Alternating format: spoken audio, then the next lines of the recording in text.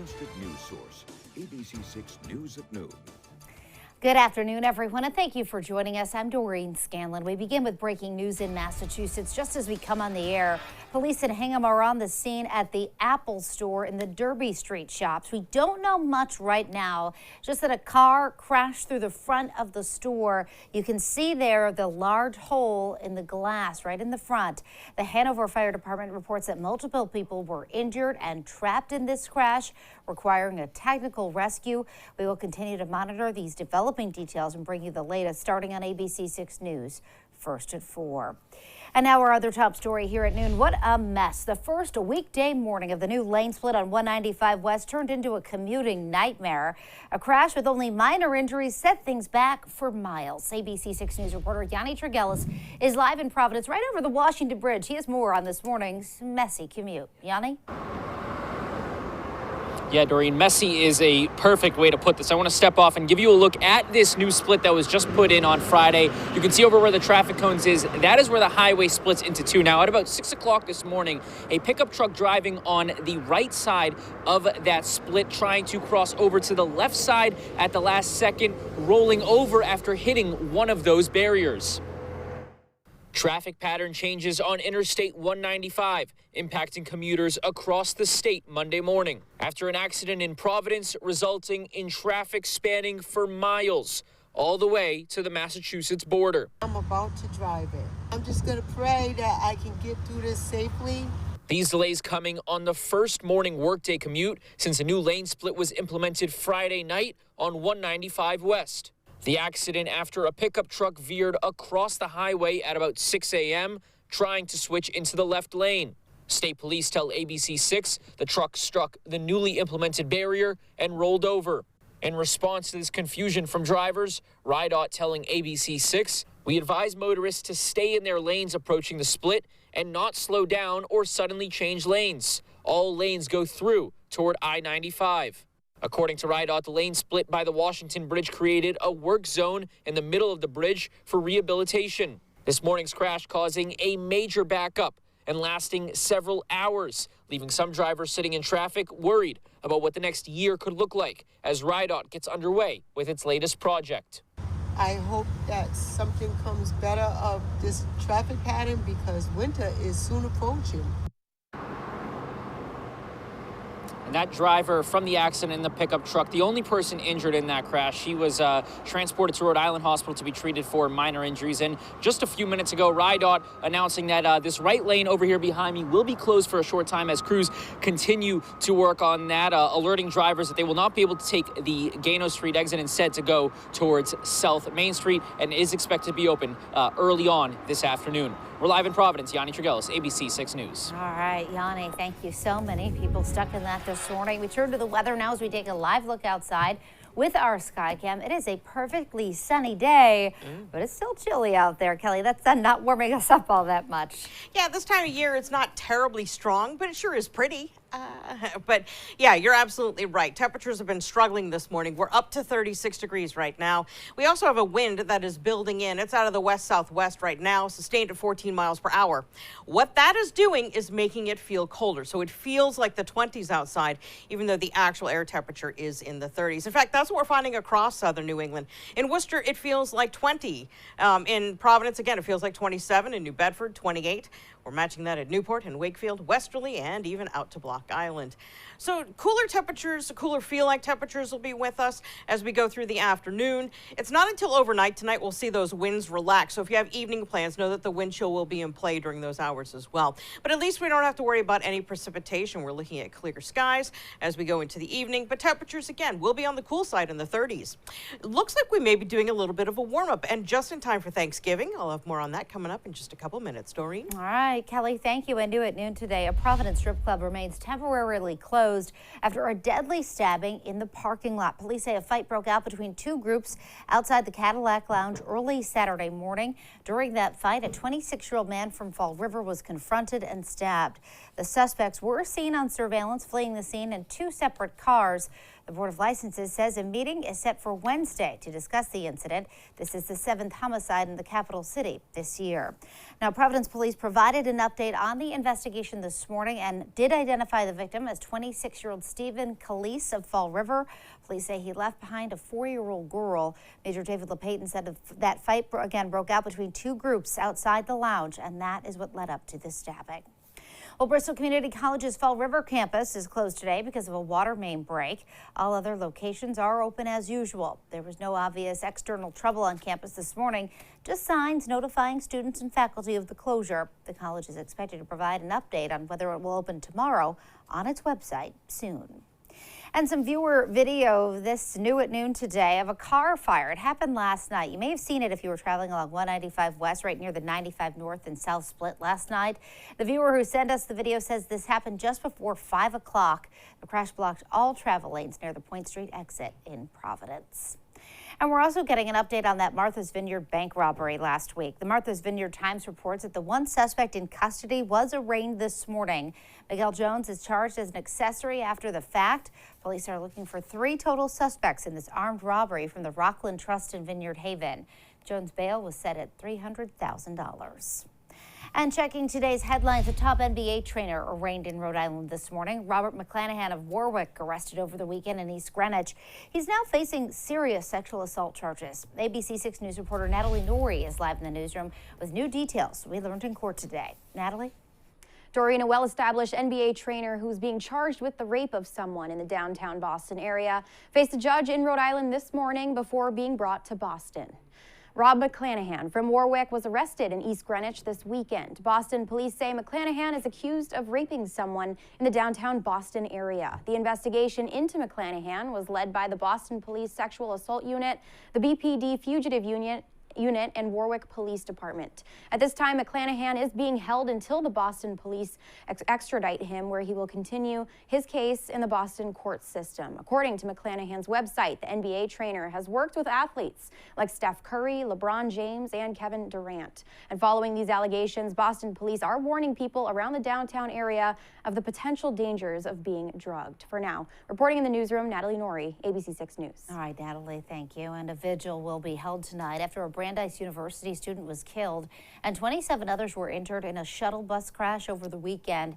The university identifying the victim as 25-year-old Vanessa Mark, an undergrad student. That bus was returning from a hockey game at Northeastern University when the vehicle crashed into a tree. As of last night, 3 others involved in the crash are still hospitalized.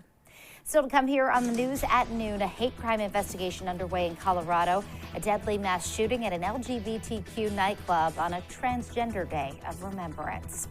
And later, the travel predictions about just how many people are expected to take a trip this Thanksgiving holiday.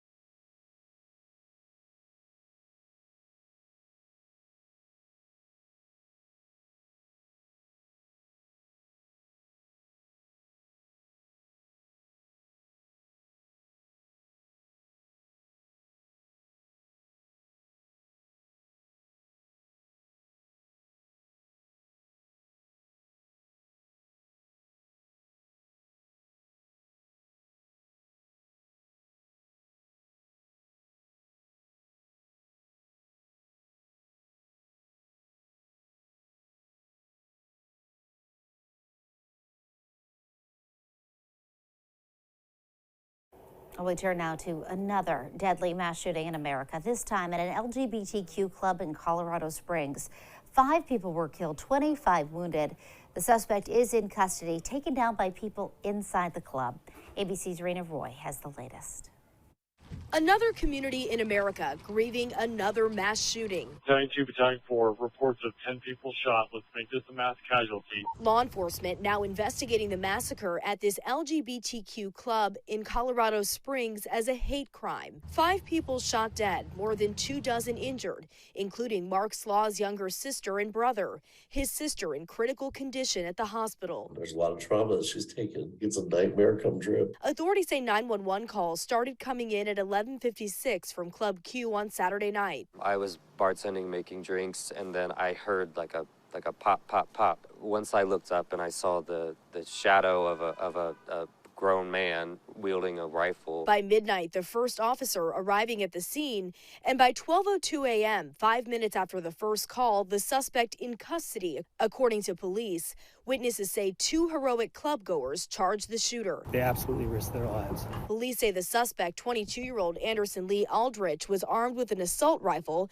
another gun, and multiple magazines of ammunition. Club Q has been around for 2 decades, but the owners say they'd never seen the gunman before. Among the 5 confirmed dead was Club Q bartender, 28-year-old Daniel Davis Aston. Friendly, loving, everybody loved him, and he loved everybody. The suspect was known to law enforcement. He was arrested in June of 2021 following an alleged bomb threat incident against his mother. Many now wondering how someone charged with felonies and considered a threat was able to get his hands on those guns. Rena Roy, ABC News, New York. And still to come here on ABC6 News at noon, Thanksgiving travel, why experts think we likely won't see massive cancellations this week. And a panic for parents as the FDA reports of a shortage of amoxicillin as RSV cases rise.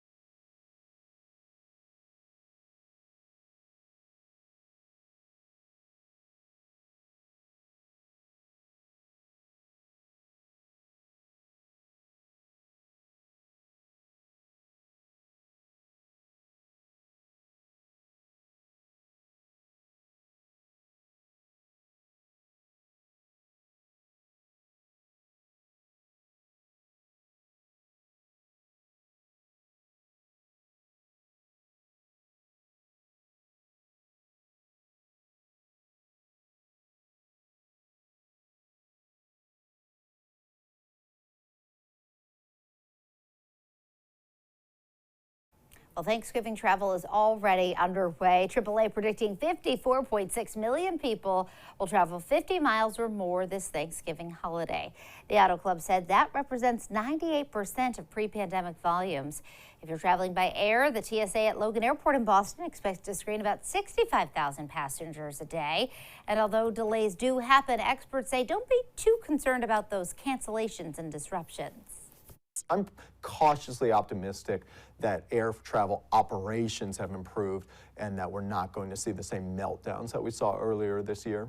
even at the worst of times, still over 97% of flights are operating. The odds are still very much in your favor. Still, TSA is advising getting to large airports like Logan at least 2 hours before your flight. And now to news on your health. The U.S. is experiencing a shortage of amoxicillin. According to the FDA, it's in high demand because kids are getting sick from a variety of illnesses right now. Children generally take the liquid form, and that is reportedly where most of the shortages are happening. The U.S. Food and Drug Administration says it is working with pharmaceutical companies to fix the problem. And now, your ABC6 Storm Tracker weather with meteorologist Kelly Bates. It's nice, right? It's beautiful out here. We have ample sunshine, and that'll be taking us right through the daytime hours today, which, of course, get shorter and shorter. In fact, if you're keeping track at home, sunrise time this morning was at 6:42. Our sunset today is at 4:21. Another item of importance here are our averages, 34 and 51. And it has been some time since we've seen 34 to start a day and 51 to end. We were well below average. In fact, about 10 degrees cooler than average to start this morning. We began at 22 in Providence. Now we've come up to 36 with the help of that sunshine. But there's one more element in here. We're changing our wind direction. We're moving in air now from the southwest. And the southwesterly wind tends to bring in warmer air, and that's the process that's going to get us back to more seasonable temperatures. Again, that average high of 51. You'll notice our wind speeds have increased. We are greater than 10 miles per hour for most areas, and we have been picking up locally higher gusts, greater than 20 miles per hour. Winds as of now are expected to max out at 25 mile per hour gusts, but still, with temperatures this cool in the 30s, it does mean it's going to feel cooler. So it's going to feel like the 20s, and it does. And this will continue, again, for our daylight hours today. As we lose the light of the day, though, once we get towards the evening, we're going to see a clear sky. Our winds are going to begin to relax a little bit, and that's going to allow temperatures to drop off once more for tomorrow morning before we can finally find, well, milder, more seasonal temperatures. Again, 30 and 51. So we have a warm front that's scooting on through. It's more going to impact northern New England as it is, again, with clouds and a couple of showers, but that'll be about it. That moves out. High pressure then moves in to take its place. And this is what's going to do a couple of things. First of all, it's going to help keep our winds calm. They're going to slacken, and we're not going to have to deal with the wind chill as we go to tomorrow because this area of high pressure will be in charge. So the still air mass will be with us as we go through the day. It will also basically give us sunshine from wall to wall, help keep these clouds up to northern New England rather than funnel them through southern New England. So a really nice trend will continue, and we get these temperatures back up to where they typically would be. Just a quick preview of your tomorrow morning lows. We will likely be in the 30s, so 10 degrees warmer than where we started this morning, and inching ever closer to that average low of 36. Wanted to point out an early look to your Thanksgiving plans. As of now, travel conditions between now and Thursday are looking fine. I'd say your biggest obstacle weather-wise would be maybe solar glare if you're leaving anywhere in the mornings, but otherwise mostly sunny, really pleasant conditions, and temperatures should top out at 46. Here's your forecast for today. It's going to be sunny. It will be blustery, again, with those winds gusting up to 25 miles per hour. And it's going to be chilly, too. 41 is where the mercury will top, but of course with those winds, it will be feeling a little bit cooler. So overnight tonight, mainly clear, breezy, and on the cold side as lows will be dropping into the 20s. But again, those winds will relax as we continue through the evening, so wind chill isn't going to be an issue so much for tomorrow. Here's your extended forecast, and once we get by Thanksgiving, we have a couple of question marks. The potential of a developing coastal storm. And of course, we'll be watching that one very carefully. We have a lot of, it's like juggling chainsaws sometimes. A lot of balls in the air right now, but we should get more confident. All right. I think that's I hope it's a little safer than juggling chainsaws. Well, you know. But you never know when you're talking about people's Black Friday shopping. It might feel like that. Yeah. But we'll keep an eye on things. Sure. All right, thanks, Kelly. Well, and cold just in time for Nibbles. What a way to light up 95 at Thurber's once again. Tonight, with the help of PC men's basketball coach Ed Cooley, the lights will be turned on for all to see. Nibbles will be all decked out with holiday attire, including a bright red nose. Tonight's lighting is the 30th annual affair, and you can see it starting at 6 p.m. Well, still to come here on the news at noon. Less than 2 hours until Team USA kicks off in the World Cup. A look at the controversy surrounding this massive sporting event.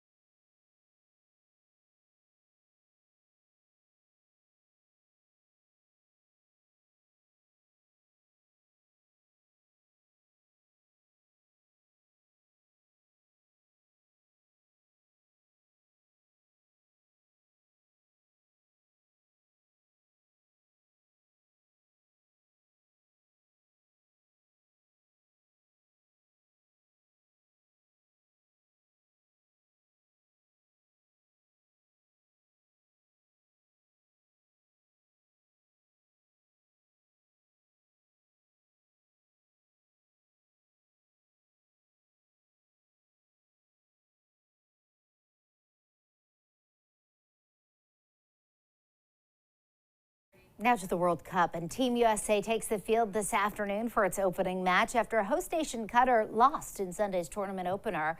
There was a tremendous amount of excitement around the games and also a lot of controversy. ABC's Will Reef has more.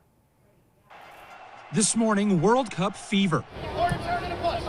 But as the U.S. men's national team prepares to take the field for their first World Cup match in 8 years, a cloud hangs over the games. The 12-year run-up to this World Cup fraught with human rights abuse allegations against host country Qatar and accusations that some officials from FIFA, World Soccer's governing body, had been taking bribes to vote in favor of Qatar's host bid. FIFA President Gianni Infantino lashing out in a lengthy defense on the eve of the tournament. We are not the United Nations, we're not the world police, we're not, the blue helmets. The only weapon that we have is the ball. Qatar constructed most of its stadiums from scratch, the plight of close to 2 million migrant workers who built them under scrutiny. Actor Morgan Freeman, who represented the U.S. in its losing bid to Qatar, slammed online for his involvement in the World Cup opening ceremony. And Lautry are running away with this one right now. And in their very first game, Qatar became the very first host country ever to lose an opening match, 2-0 to Ecuador. Now it's the U.S.'s chance on the pitch. The young, talented squad just hours away from stepping onto the world's biggest stage. 23-year-old Tyler Adams named captain. You know, you dream of playing in World Cup, so for me growing up, I think that's all I ever wanted. The team's superstar is all-world forward Christian Pulisic. I think they should expect a very hungry team, a young team, and one that's just willing to go to battle and do anything that we can to win. And that was Will Reeve reporting. Still ahead here on the news at noon, a presidential pardon for 2 lucky turkeys. Details on the national birds coming up. Let's go. Afternoon forecast right after this.